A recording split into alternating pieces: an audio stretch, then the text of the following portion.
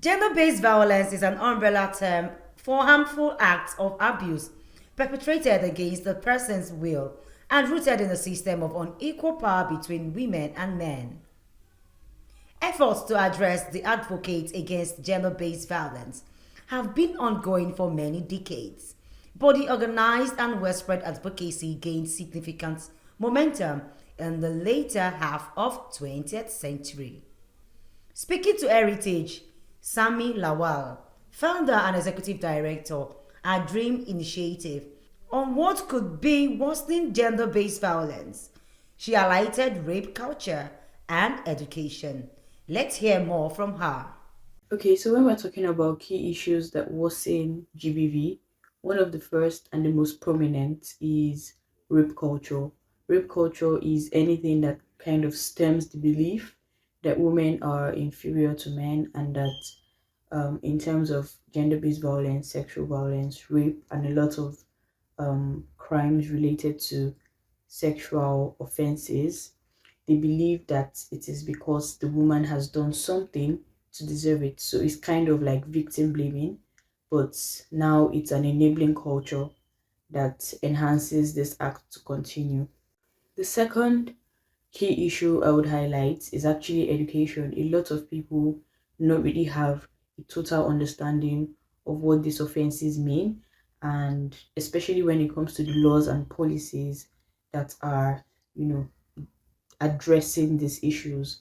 You need to have a system where laws can be enforced and not just written in books and written in fancy press release, but to actually enforce them. So what are we doing? What is the police doing to make this reporting system more effective? When you go to the hospitals, are there methods of forensic examination?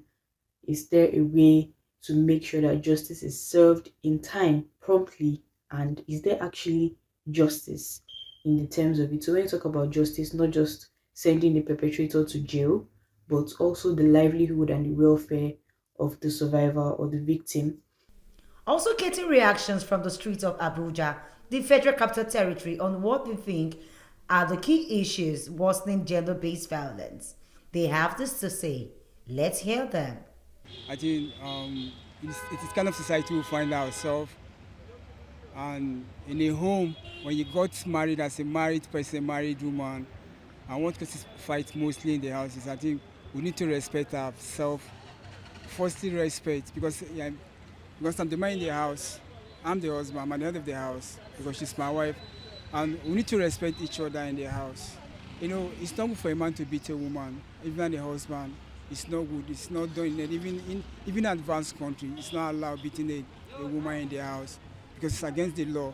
Because in Nigeria, there's no law abiding that in Nigeria. It's like, you see, people molest their wife, beat them anyhow because nobody will talk to them.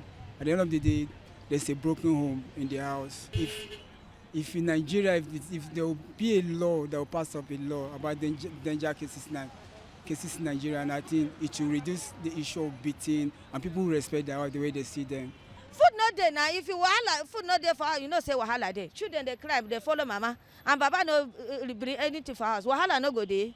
Wallahi akwai wahala. But if you food dey, yara sun ci abinci, shikenan.